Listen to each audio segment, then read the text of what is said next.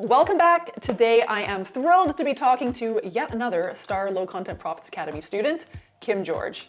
Kim is the founder of Your Chic Geek, where she teaches solopreneurs how to create and sell epic digital products online. She has got an incredible story that includes going from 30 low content book flops in a row to over 11K in sales last month, and she's now on track for consistent 5-figure months. Now, in our chat, Kim talks about her keyword research process, how she decides on a niche, how to stand out in that sea of competition, her ad strategy, and her tips for those just starting out in the space. Kim is full of valuable low content publishing tips, so I know you're going to love our conversation. If you haven't heard of Low Content Profits Academy, this is my signature online course for people who want to start generating passive income, creating and selling journals, planners, coloring books, and more on the Kindle Direct Publishing platform. To get started for free, you can download my free guide, 3 steps to publishing your first low content book in less than a day, by clicking on the link in the description below. You can also attend my free masterclass, 3 secrets to a wildly successful low content publishing business, also linked to down in the description below. Hello, Kim. Thank you so much for joining me today. Super excited to talk to you. So let's get right into it. Okay. First, why don't you just let everyone know when you started publishing low content books and what made you decide to give it a try in the first place? Awesome. So first, before we even get into the rest of the interview, I just want to say thank you, because I honestly started publishing in 2021 of March. I think it was March of 2021, and it was because of you. I ran across one of your videos, and you were just talking about your experience in low content publishing and how you were able to kind of make the shift, I think, from nonfiction and kind of fiction books over to this, because it was able to kind of give you a little bit more leeway, and you maximize your income and things like that. And so I saw your videos, I started looking, and I'm just like, oh wow, this is great.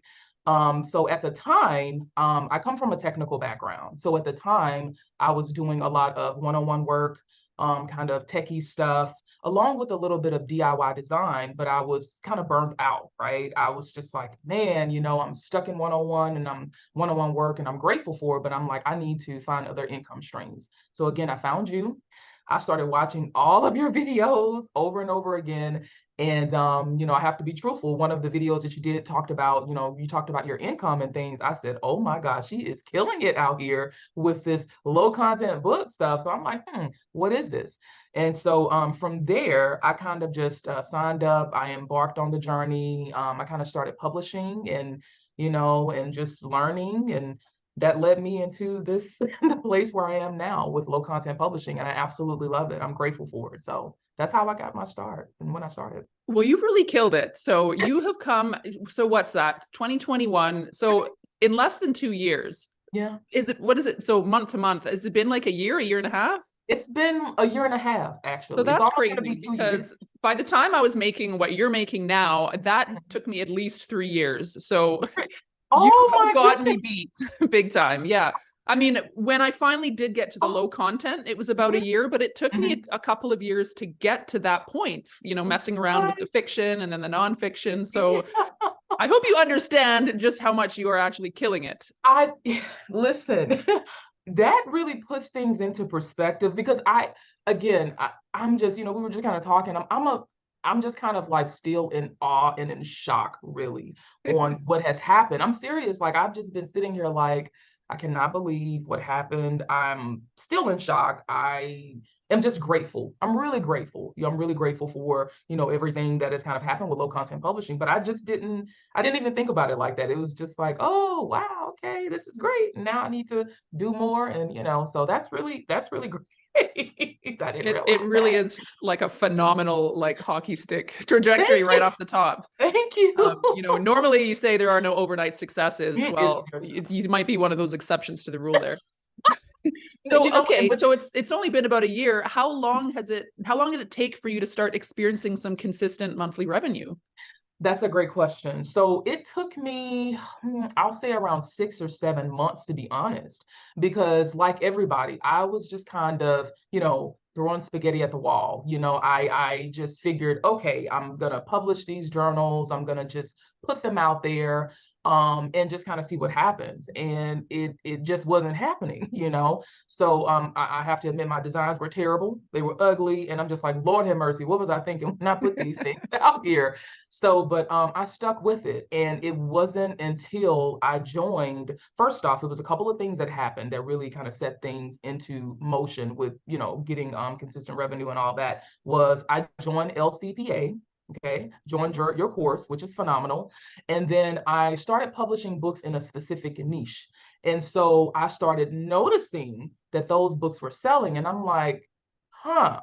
And so I have to give kudos to my significant other because he's like he's like, why don't you just focus a little bit more on, you know, publishing in this specific area if you notice that this is what's selling? And I'm like, you may be right.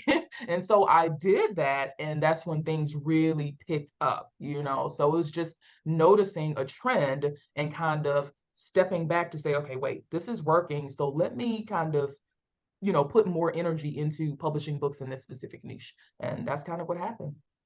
Yeah, that's a really great point. Like when you find something that's working, you got to double down on that and milk it for all it's worth, right? There you Squeeze the go. juice out of it as much as you Ex- can. Exactly, exactly. And so it was him just kind of saying that, and it reined me in. And I said, you know what, you're right for once. No, Yeah, but I'll give you okay. this one. I'm like, I'll give you this one. But he was correct. He was really correct. And so I just kind of doubled down. I started putting more books out into this specific niche, and I actually turned it into a brand. So well, you know, I'll talk a little bit more about that, but I turned it into a brand, and it just kind of really took off from there. And I'm just like, okay, this is great. So that's kind of what happened. That's amazing. So how many books have you published so far? I checked yesterday, and it was around, I think I'm at 419 books. 419. Yeah. And I do want to say not all of those books are selling. So I do want people to know that you're going to have a lot of books that you're going to put out there, and you're going to think, "Oh my God, you know, this is a great design or great whatever," and they don't sell. So not all of my books sell, but it's about 419. I did check that. And I'm like, dang, this is a lot of books, but still more to go. So And I yeah. always like to ask, do you notice the 80-20 principle at play here, where you've got like 80% of your income coming from 20% of your books? Absolutely. I do not, again, 80-20 rule definitely is at play with the publishing for me. You know, I checked that yesterday again, and I just was like, wow, yeah. So it's probably, yeah, about 20% or so, maybe a little bit more of my books that do sell, but all of them do not make sales, you know. So you just have to kind of know that and be okay with that when you're first getting started. And I think that's why a lot of people give up in the beginning, right? So you put these books out there and you're thinking, oh, this is going to sell, it's going to do great. Or why am I not making sales? I've been publishing for 3 months. It just doesn't work like that, guys. Like you're going to have to fail forward. You're going to have to fail forward. And you have to understand that failure in the beginning is going to be a part of the process. And it's just, you can't avoid it really. You know, it's going to take trial and error to until you find something that really works. Well, yeah, that's a great point. And it sounds like you really use that perspective to be able to keep going, even when you were putting out, maybe flop after flop for the first few times. Yes, Because I think you're absolutely. absolutely right about that. It can be disheartening when you're putting sometimes your heart and soul into these creations, and then Yes. the feedback you're getting is, they're being completely ignored. No one's buying Yep. anything. It can be difficult Yep. to keep going. So you Yes. definitely need the mindset that you clearly seem to have to be able to Yeah. just pick yourself up, make another Mhm. one, get that one out there, and just embrace that as part of the process. It is. It is a part of the process. And, you know, I'll say that once well, back when I started, they had the little bars, right, with the KDP, the reporting tool. It was a little bar or so to let you know that you've made a sale.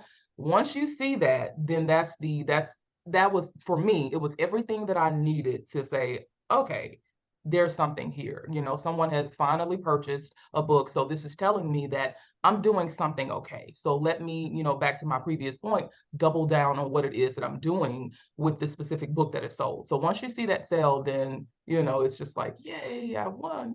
Yeah, yeah, Feels that was, I remember confirmation. that very first book I sold, my little $2 royalty, and it was as if I just won the lottery. It was like, whoa, okay, this works.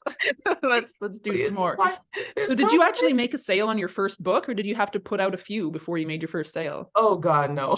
No. I think I published around, oh goodness, it had to be around 30 books or so before I made a sale. And again, it was the one book in the specific niche that was like, okay, this is sold once, it's sold twice, it's sold three. There's something here. So it caused me to really pay more attention to that niche. But no, I had a lot of duds before I finally found something that works. That's really Absolutely. important for people to hear, because if people put out the first book or Mm-hmm. the first 5 or first 10 and don't make a Correct. sale, that can Right. be very disheartening. So Yeah. I'm really glad that you said that. I mean, a full 30 books before you made your first sale. It I was a mean, lot. you Yeah. got some determination, that's for sure. So yeah, I Yeah. think that's really important for people to hear, especially, I've seen so many people just in the group that if they don't make a sale on that first book, then it's like, oh my gosh. I know. Yeah, I know Yeah. it's like, oh, I'm a fail. Again, like guys, you have to be willing to put in the time and to again be okay with failing initially. Be okay with trial and error. I mean, it's just a part of the game. It's like I don't really know any because I'm in the group, of course, and I'm in several groups, and I just don't know anyone that has had success with like, I mean, publishing 5 books and oh my gosh, I'm gonna make 10K. Like it doesn't work like that. And I think to be honest with you, a lot of that comes from some of the information that's being put out there, specifically like on YouTube and stuff, where you see these videos of, make these kind of books and you're gonna make 10K a month. No, Yeah, it does I not know. work like that. It does not work like that. So I think that's just a realistic, perspective that I have with it. You have to do trial and error and see what works, and then once you find what works, double down. That's Yeah, just what I exactly. That's everything in a nutshell. Um, interview over. No. So how many author names do you publish under? think I have, oh, gosh, I think I have around 15, but there's 3 or 4 main ones Right. that do the best. So the one that I mentioned with the specific niche, that one was the one that I first started with that took off, and I decided to create a brand around the books.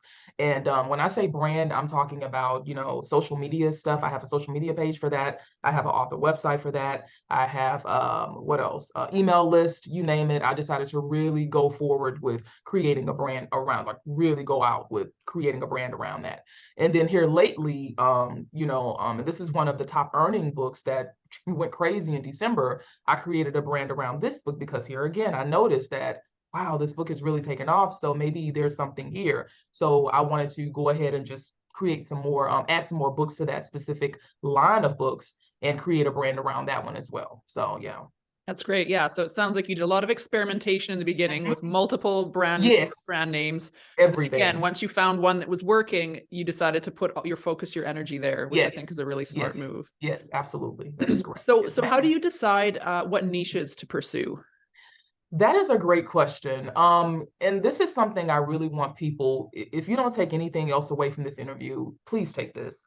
You cannot escape research. You cannot, it's just you can't escape doing your research. But typically when I come up with niches, it'll be sometimes just things like going to the store. But when I go to the stores, I browse around in the book sections and I'll maybe see something and take pictures of things that I see that it's like, oh, okay, well, this is really cool. Maybe I can try something like this, or, go and take a picture and do the research and see if maybe something comes up. Or it can be just having a conversation with people and, maybe they'll say, I wish I had a book where I could write this, this, this. And it's like, oh, I'm going to make a mental note of that or record it in my Evernote. That's one of my favorite tools.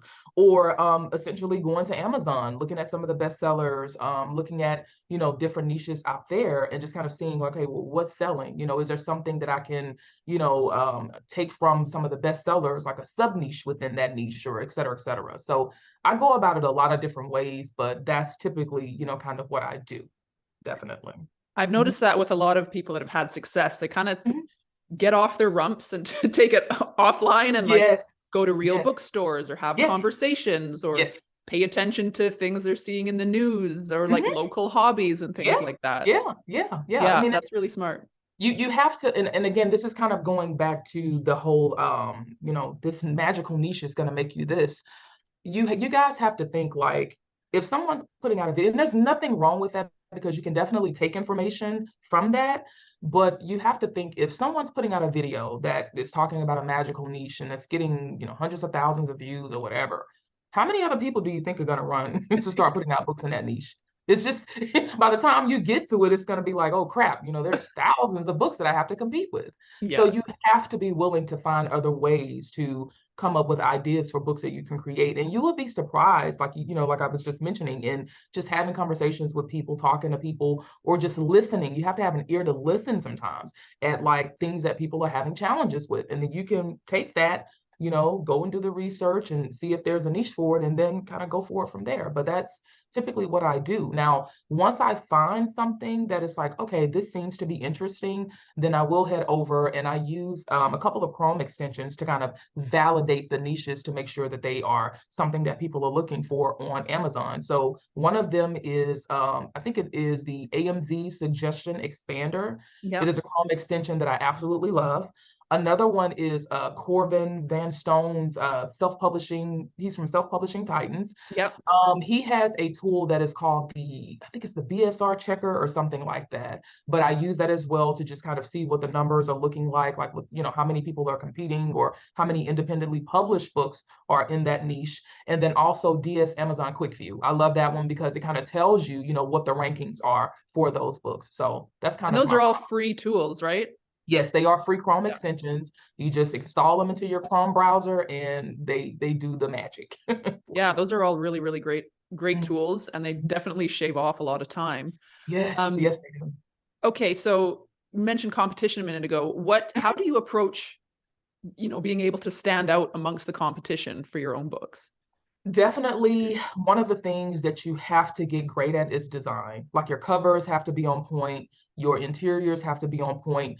Or if you can find something like a really quirky kind of, quote or phrase or something that you can put on your books, those work well too.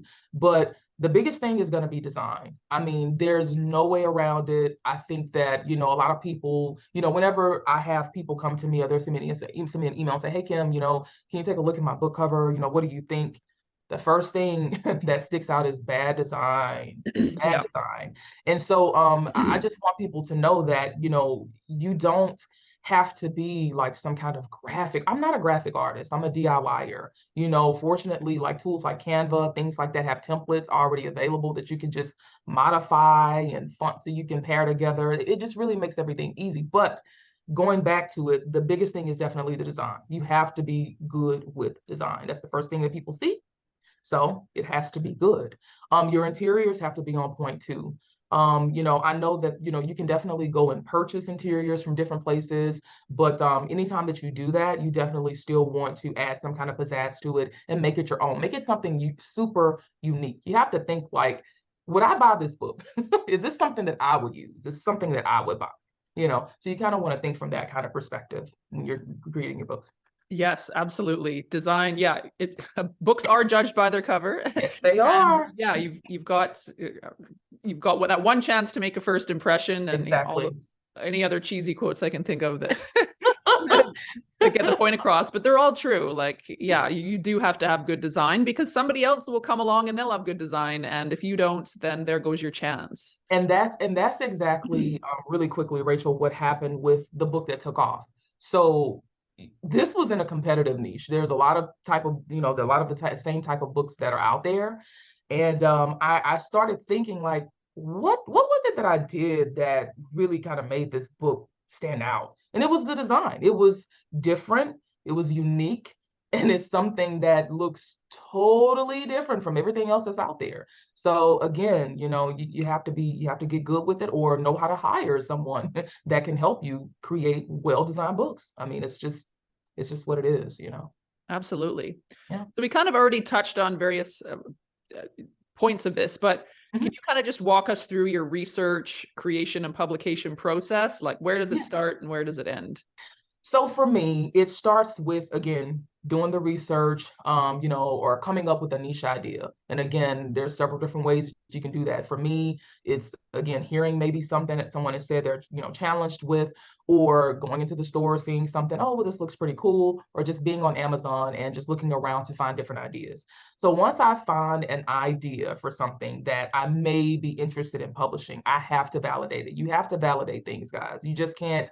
And oh my gosh, I'm sorry I have to say this, but please, guys, I know that you might like to go, I don't know, water. I don't know, just thinking of something crazy, my my mom, I'll just put it like this. She comes to me, she wanted to get started in the business. She's like, I really think that people will like this. And I'm like, it does not work like that. We have to find something that people are actually looking for before we put something out there, because if we don't, it's going to be a waste of time. So I'm saying that to say that just because you have an idea about something, it doesn't mean that you should just go and just immediately put a book out about it. You have to do your research. So going back to that question, whenever I find something that I'm interested in, I go over to Amazon, again, using the tools that I mentioned, and I validate it. I'll type it in.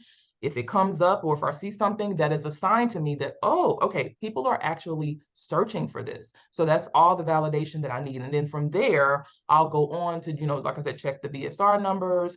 I will check to see, how many search results comes up. I will check just other things to make sure it's something that people are looking for. So that's my process.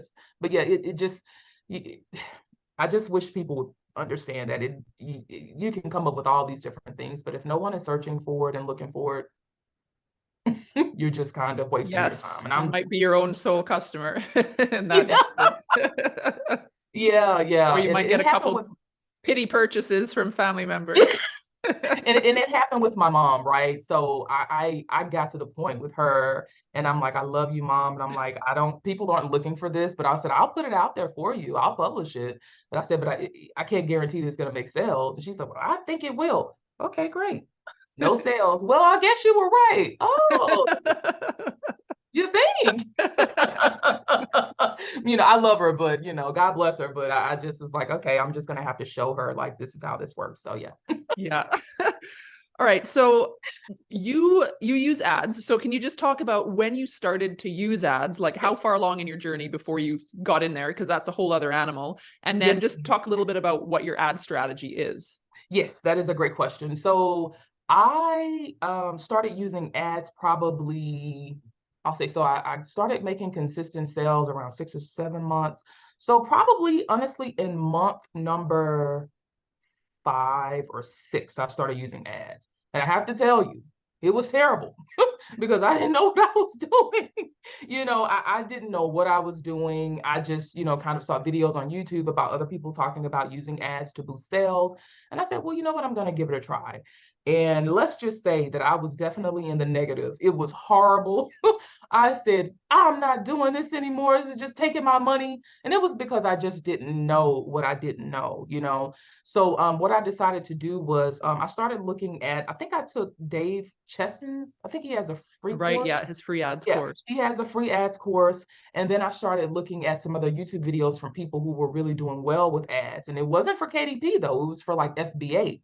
But Mm. I learned from those videos, like, these are things that you need to do to optimize ads, or how to find keywords, or, how to do an auto ad and things like that. And so once I really got that process down, that's when I started to really notice a shift in, first off, I became profitable. And then I started really testing and playing around with other different ads. But it was probably month 5 or 6 that I really started using ads for my books. And And then how long did it take before you became proficient with ads? Like what was that learning curve like? Like how long did it take for you to get profitable? it took a couple of months or so. It really did. It took a couple of months because, so one of the things that I recommend that folks kind of start off with to get your foot in the door with ads is doing auto ad campaigns. Okay, because I know manual campaigns can be great, but I say auto ad campaigns because here's why. With an auto ad campaign, Amazon is doing a lot of the work for you. So they're finding keywords that may be associated with your book. They are finding related products as well that are like your book or associated with your book. And you guys have probably seen these related product, the related product word. Whenever you go into a book and you click on that book, you go all the way down to the page, you're going to see other related products down there. So with an auto ad campaign, you basically are getting your book in front of way more people 2 times instead of just once with a manual campaign, if that makes sense, right? Mhm. Now, so with an auto ad campaign, you can basically kind of test your budgets and things like that. So you can go in. I usually start off with like say $2 per day or $3 per day. And then I set a really low budget of like, let's just say 11 cents for the entire ad campaign. I see how that works. I see if it's getting impressions, and then I kind of scale from there, if that makes sense, right? Yeah.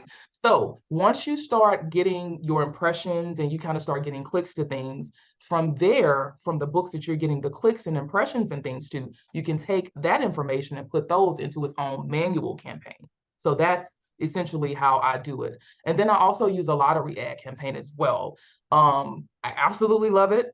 I know there's some people that are like, boo, don't use it. But no, it works well. And it's basically just a low budget campaign where you take all of your books. I have like 400 and something. So I just take all of the books that, you know, really don't sell, and I put them into that campaign. It's an automatic campaign. I set a low budget, like 7 cents, and I just let it ride. And then Amazon is going to go out and do all of the work with find, you know, putting it in front of people and things like that.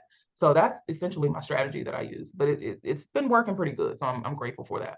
Just, you know. That's excellent. So is there any advice you'd give people as to when they should focus on ads? Like, do you think that they should really spend the time and like make sales on their own without ads first, get that process down, and then tackle ads? Because I know some people right in the beginning, they get discouraged, they're not making any sales. So they think, oh, maybe I just need to put ads on it. And before they've learned out how to make sales without the ads. Yeah. And then of course there's further disappointment when now not only are they not making sales, they're actually losing money on ads. Right. So here's what I would say. I would say if you have books that have already been proven to sell organically, then you can go ahead and run an ad campaign on it to boost those sales even further. I live on the dangerous side. So if I have a book, and first off, ads are not going to amplify a book that has a horrible cover, okay, and a terrible interior. It's just not going to amplify those things. If you don't have those basic things down packed, you're going to struggle. You're going to have a hard time with sales. I'm just keeping it real here. So you definitely want to make sure that you have a really strong cover, really good interior, and all of that good stuff before you start turning on ads. And then, like you said, you know, for beginners, if you have books that are already selling, yes, go ahead, test ads. I would say run an auto ad first to get your feet wet, to understand how to, you know, kind of, you know, look at your stats and things like that, and then go on to manual ads. But yes, I would say that wait till you have a sale first, and then amplify that book, you know, the book sales with ads. But I live on the dangerous side because I'm kind of familiar with running ads. But again, I don't run ads until I know that a book has made some sales, and until I know that the cover, or if I know the cover is really strong and the interior is really strong, then I will go ahead and test running ads. So again, even with ads, you don't have to spend a lot of money per day. You can spend $1 per day. You can spend $2 to kind of test things out. So that's kind of my strategy. But again, cover has to be on point, interior has to be on point. You don't, you know, you can't put bad books out there and run ads to them. It's just not gonna work. So yeah, that's great advice. So what is your profit margin then for your ad spend? Yeah, so my profit margin is typically pretty good. My ACoS, because that kind of is the telling sign of whether or not you're profitable. And something else that people need to know, when you're dealing with ads and ACoS and all of that kinds of stuff, it really depends on the price of your book. So let's just say, for example, if you're running an ad on a book that's like $6.97, then I think a good ACoS for that is going to be around 24% or something like that. So that's worth noting. Like the more the pricier the book, then the more, you know, leeway you have to run your ads. But mine are pretty profitable overall. My ad campaigns are hovering around, I'll just say like a 20-something% ACoS. So for me, I know it's still profitable, you know. So does that mean that your overall profit is like 75-80%? It can be there. It can be there. It definitely was there in December. It was really nuts. I was really profitable. But for where we are now, and we're recording this in January, it's around 20-something%. So yeah, it's probably around 60-ish% in profitability, which is good. Great. And so yeah. That's awesome. Yeah, that's fantastic. Yeah, and I know I see a lot of people, and I'm gonna say this, I know this is gonna be controversial. I can tend to be that way sometimes. I know that a lot of people kind of start off with ads, and you know, they see that the ACoS is really extremely high.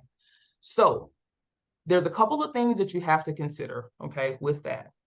if you know that, again, you have a really strong cover and it's a book that's in a really competitive niche and your ACOS is really high, if you know that you're willing to spend a little bit of money to push that book up the ranks and you're okay with that, then I would say go for it. If you're not, don't do it. Just don't. Just wait until you get the organic sales and then run an ad to it from there. So it's just a way to think about it, because I had to start thinking about it that way too. Like, okay, I know I'm losing money, but I know that because I'm pushing this book out there, even with the loss on the ACOS and all of that, I'm still gonna, if I'm making sales, I'm good, even though it's not as many sales. And then ads do another thing, they bring in more organic sales. So you kind of have to think about that when you're running them. You kind of have to put that into, into the back of your head as well. So just something to think about. Yeah, I always like to say, like, never spend any more money than you're willing to Yes, lose. absolutely. If you're Absolutely. okay with taking that risk Yeah, and it doesn't work out, well, you've already decided that that was okay, so right. it's all good. Yeah. One last thing that I will say too, is that with ads, guys, ads are not set it and forget it. Ads take a lot of testing, tweaking, and optimization. And I think that's something that people, just kind of overlook. You can't just think that, oh, I'm going to set an ad up and it's just going to run and, it's going to make me all this money. You have to constantly be tweaking, like doing things like, for example, with an automatic ad campaign. If you're running an automatic ad campaign and you see that it's like taking a lot of your profits and it's not making you a lot of money, you're going to have to do things like go in and dig into that ad campaign to see, okay, what keywords are getting a lot of clicks but no sales? If you see that there's words in there that are doing that, you need to add those to the negative keyword space, right? Or if you see that, okay, I'm setting a budget of, let's just say, I don't know, 20 cents per bid, then maybe you need to decrease the bid. So it's just things that you have to, you have to tweak it. You really have to do a lot of tweaks and optimization to really get to a point where it's like, okay, I found a sweet spot. This is working for me. I'm not spending a lot of money. My ACOS is down. I'm good. So just know that as well. Yeah, absolutely. So apart from ads, are there any other marketing strategies you use? I know you mentioned you do have some social media stuff going on for Yes. one of your brands. Yeah. So with social media, a couple of the platforms that I use for my main brand that I kind of mentioned earlier on in the video is going to be TikTok and then also Instagram. So TikTok, guys, is phenomenal. With TikTok, I just basically go to Canva. I use one of the templates in there. I kind of, add some pictures, mock-ups, put a little bit of music to it, and it just kind of works. But TikTok has been working pretty well for me. And then also, I'm going to get more strategic and really try to be more consistent with publishing to like Instagram and to Facebook as well for this specific brand. But TikTok has been working the best that I've seen so far for me. As a matter of fact, one of the videos that I published and it just kind of took off, it was like at 10,000 views, and I'm like, what? Are you crazy? So so it's pretty fun and it's pretty easy. And I know a lot of the nonfiction authors tend to do really, really well with TikTok, but I just say just give it a try. You never know. It's free. So it can't hurt to get out there and try other things. Yeah, So I've got to get on TikTok because you're yeah, like the third or fourth person that's like, yeah. TikTok's really working for me. So Yeah, yeah, it does. It does. And it's just, you just kind of have to be a consistent with it. And you're just posting the videos and just different things. And, it's pretty fun. So yeah, I would just say give it a try, and just kind of see what happens. that's amazing. Yeah. Okay, so just going back to your success in general, like Yeah. why do you think that you have been so successful so far with low content publishing? I think that it's been a mixture of a couple of things. I think persistence. I think the ability to fail forward and be okay. Like again, be okay with it. Like be okay with knowing that I'm going into this. This is a business. This is something that I'm going to really stick out, and I'm going to treat this like a business. But also knowing that everything is not initially going to go great, but it's trial and error. So I think that that and just kind of persistence, pushing through, being able to say, okay, I've identified something that's working and I'm going to double down on that. And just the research again, doing the research and just taking the time to really understand and be okay with knowing that I'm going to do my research. I'm going to, again, double down on things, and sticking things out, I think, has really been a part of the success. And then also, too, I will have to say, standing on, as they say, the shoulders of giants like yourself and other people that I've seen, looking at videos and just always being open to learning as much as I can and continuing to learn has been a part of the success as well. So yeah. And I know your success has happened relatively quickly, so I don't know how many big changes you've seen so far, but like, how has the success changed your life so far? I am the same old goofy, your girl, your chic geek. I think that I'm grateful. That is just how I can explain it, Rachel. KDP has really changed the game for me. It's changed the game for me in more ways than one. One of the things that I always wanted to do, and this is kind of what I talked to initially, was I was really looking for ways to add other income streams, to my life. And so it's great knowing that, okay, I have this other income stream that's working for me. It's helped me with being, more creative and getting more into my creative zone. And those are just some of the things that it's done. I mean, like I said, it's been fun. I have fun with KDP. You have to have fun with this. You have to really love it. And I do. I have a lot of fun creating, the low content books and things. So it's been phenomenal. And I'm just still in awe of, what has happened, but I'm just super grateful for everything. I am. I am. Awesome. So Yeah. you're an LCPA student, obviously, Yes. a Yes. star one. Woo! Which parts of the program would you say were the most helpful for you? Oh my gosh. I shouldn't be singing, but Rachel. Thank you so much for breaking down, and I'm serious, guys, the keyword research and the back end process. How it was just like a light bulb went off finally, because that was one of the things that I struggle with. Like I was just like, how in the heck, what am I supposed to put in these 7 slots on the back end keywords? And so the way that you explained it, the way that you broke it down, I was just like, oh my God, this is what I have been missing, all of my life. So yeah, I just, it was that just the way you put things, the way you explained that process and how to put things together just really set the light bulb off for me.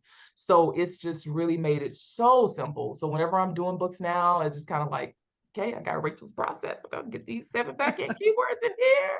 We're good. So it really it was a game changer. I cannot understate that, guys. It really was a game changer for me. Well, that obviously makes me so happy to hear.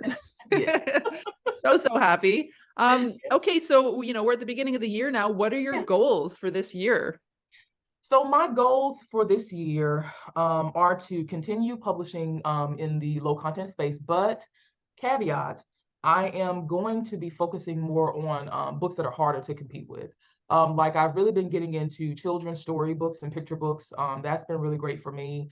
I'm going to also really delve more into, publishing and creating other revenue income streams, or streams of revenue, I'll say, right? So for example, I've recently started an Etsy shop. I really want to get more into that. And just a couple of other things I really want to double down in. So for KDP, definitely going to continue publishing, but just in a different way. Really want to focus, like I said, on, like I said, the children's books, maybe more activity books and things that are a little bit harder to do, because while I love the lower content books, I mean, it's really getting competitive. And so I figured, I need to probably switch my strategy a bit and think really more outside of the box with things and do things that are a little harder to compete with. So that's definitely the strategy for this Well, I year. cannot wait to see the success that you're going to have this year, because I know you're going to Thank have a you. tremendous amount. Yeah. Um, Finally, I just kind of want to ask you, what advice do you have for anyone that's just starting out right now with low content publishing, or maybe they just started a few weeks ago, they're Yeah. struggling, maybe they're on their 30th book and they haven't Yeah. had any sales Yeah. yet? Yeah. So my advice is gonna be this, guys. It's 3 things. Number one is understand that this is a process. You have to, again, be willing, and I know that I've said this several times, but it's true. You have to be willing to fail forward. If you're really serious about this, you have to be willing to make mistakes. You have to be willing to, put the time in to the business. Like I said, I think a lot of people get and I kind of don't like this side of the YouTube space, but it's too many videos that are just like you publish this kind of book, you're going to make all this money. Oh, and it's just not the case. You know, it's hard work. It really is. Like, it's hard work.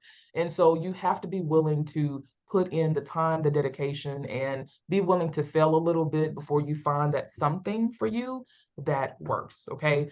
Number two is your design game needs to be on point. If you don't have the design prowess, then consider outsourcing or hiring someone that does. Again, it's way too competitive out there to just throw up any old thing and think that it's going to work, because it's just not. You probably could have worked maybe in 2019. I'm not really sure.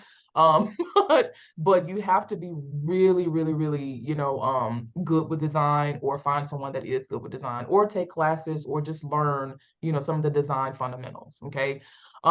Tip number three is to give yourself grace. That's something that you spoke to me about when we talked previously, and it really spoke to my spirit and my heart when you said that about something. And so just give yourself some grace. Just know that, again, this is a journey. It's a marathon. It's not a sprint. And that it may take a little time before you find something, but if you're really serious about it, you're going to put the time, you're going to put the energy, the effort, and all of that into to putting out things that are great, something that you would want to buy. So those are kind of the things that I will leave you with. And last but not least, research. You can't get away from it. You cannot. I'm sorry. I'm sorry. You can't. You have to do your research. You have to put the time in to do your research. So those are the things that I'll leave with you guys. All really wonderful advice. And you're so Yeah. right. You can't escape the hard work. It doesn't matter what you're doing. Nothing is going to be easy. I'm sorry. It just isn't. It's not, guys. Again, I had a huge month in December, and I'm still in awe, but it took a lot to get there. I would be up sometimes, guys, hours, 8 hours working on things, just hours, and I know that that's probably not going to it's probably not going to work for everybody. But for me, because I was so dedicated to this and really learning this, and again, I wouldn't recommend 8 hours, into doing low content, but it's just saying that you have to be willing to put in the time. I'm so serious about that. You have to be willing to put in the time. If you treat it like a hobby, it's going to pay you like a hobby. Treat it like a business, it'll pay like a business. Wonderful advice. Absolutely. So, Kim, where can people find you if they want to keep updated on your progress and follow you? I know you've got a YouTube channel and you're putting out all sorts of cool stuff there. So where can people find you? Yeah, if you guys want to follow my journey and all that good stuff, I have a YouTube channel. It's over at Your Chic Geek. And also where else? I'm over on YouTube. I'm on Instagram. I think I'm on Instagram. I think I'm over on Instagram, but primarily through YouTube. That's where I really do a lot of my, talk about my journey and things that are happening with me with low content books and, all things passive income. So you can find me there. And I think I have Instagram at Your Chic Geek. And that's pretty much it. Just mainly YouTube, though, for sure. That's where I am. And you've got a swipe file as well that you want to give away? I do. Thank you, Rachel. I'm sorry.